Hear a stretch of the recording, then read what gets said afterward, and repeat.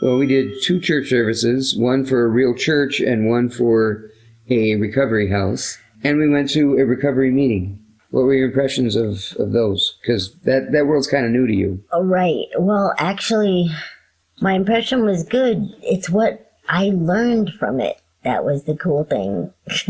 Like what? I just found a whole new perspective of my whole story. Before, I felt inclined to explain that I was arrested and how I got arrested and why I got arrested.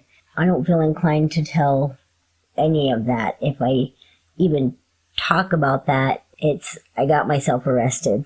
And I don't give much detail because that gives kudos to the other person that was involved in all of that. And by taking responsibility. I am correcting you. Wow. I will have a ruler in here, a wooden ruler. He's over here, hear, wow. Yeah. Okay, you can't see it on the video, but we're trying to avoid touching the table that the microphones are on. And I have ADHD and I've been wound up on a lot of coffee all day. That's a drug. So I can't stop moving.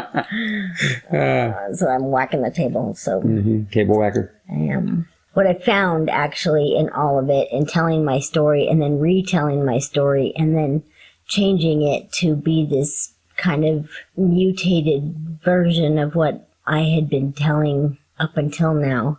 And a lot of that had more to do with excuses on the part that I felt was embarrassing. But since I've just put it out there and been honest about it, I realize that I'm giving way too much energy into the other person. And that's exactly what I was trying to avoid in all of this by getting clean. Sure. You're transferring some of the responsibility for your life and actions to another person, even if it is true. That gives somebody else the responsibility, which in some ways, I mean, honestly, and here's what I found in all of it, because I was thinking about this really hard the other day. At the end of everything, as always, I found forgiveness. In forgiveness, I found gratitude. And so I'm actually grateful for the whole experience. I'm even grateful to the person that I was trying to win over or be better than. I'm actually grateful for the oomph that I needed to get the job done and to get cleaned up and to go to rehab and to get the demon ripped from my back.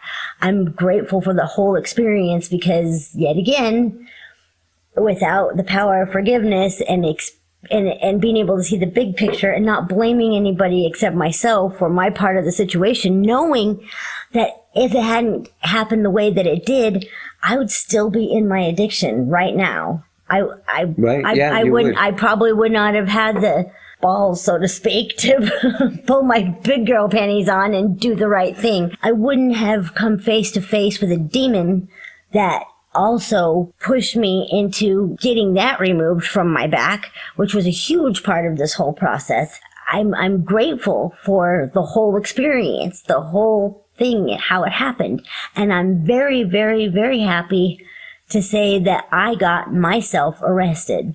There were some shenanigans happening around me, and I saw an opportunity, and I took it because I knew that's how I had to do it in order to get clean. I had to find a way that was going to be so intense and so major that it was going to change everything. And that's what I did. I got myself arrested, and it's really freeing to say that, and that even more so that I'm grateful for the whole experience. I'm glad that it happened because it became the thing that made me get clean. Right. Yeah. So that's really important to me to express my gratitude. So thank you. You know who you are if you're listening. I'm really appreciative for that whole experience, and I don't blame anybody but myself for where I am today.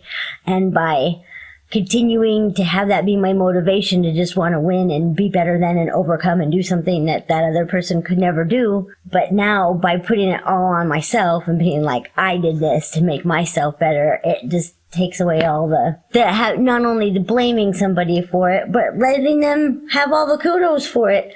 Yeah. And you learn this through giving your story directly in front of real live breathing human beings who were giving you feedback instantly. So you could tell where it was going and what was working and what wasn't working. That's invaluable. It really Right. is.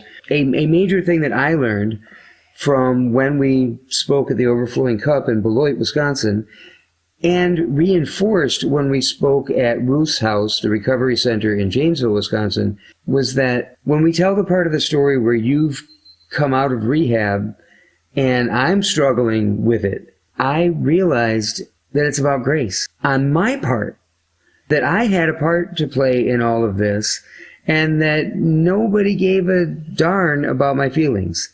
You know that expression you say after your feelings? And you don't just say it to me, you say it about everything. But, Yes, I do. but through saying it in front of an audience, also for the first time, for me, in that respect, I realized there is a price to pay for grace, and it is paid by the person who is extending it. When I wasn't willing to extend that grace to you, it was just selfishness on my part, because I didn't want to get hurt, because I didn't want to admit, because I wasn't willing to take responsibility for my life, my heart. That's been invaluable.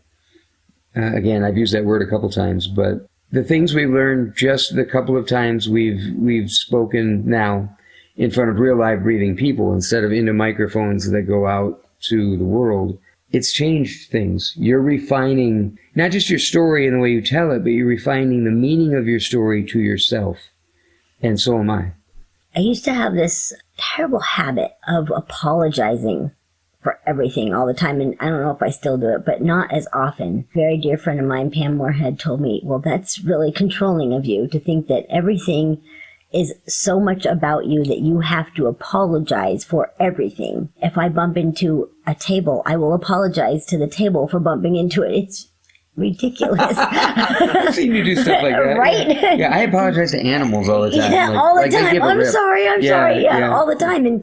And she told me there was a really controlling thing to do, and it was about control issues, and I was kind of aghast by that. Like, what are you talking about? How is that controlling? And she said, it's really controlling for you to assume that everything is so about you that you must apologize for the experience of everybody else or what is happening around you because everything's about you. I didn't understand that. But I'll tell you what is controlling. It just now occurred to me. Forgiveness and appreciation. Because once you forgive whoever or whatever the situation is, and then you find the appreciation for the experience, now you've taken total control of the situation. No one can take that from you. Right. Now you control the whole situation. And it's all about your attitude. In the healthy way. Right. Right, yeah. Right. I thought today when we were looking at that beautiful old car, in my mind, if somebody in a parking lot, I was driving that beautiful old car and it was mine, and somebody hit me and dented my car, and we all got out and looked at the damage, and they apologized profusely because it's a beautiful old car. I think today, in the frame of mind that I am and the person that I've become, I would probably look at them and say, thank you so much for the opportunity to fix my beautiful car, because I would have a beautiful car to fix. Right, I would be so grateful for the fact that I had a really fancy ass car Yeah. That was to fix.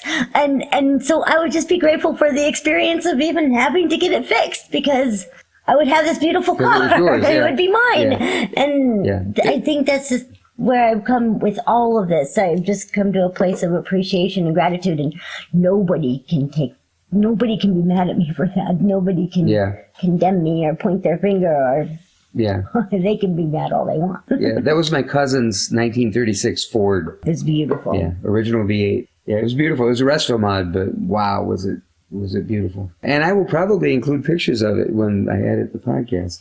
Oh, definitely. Yeah. You should, yeah.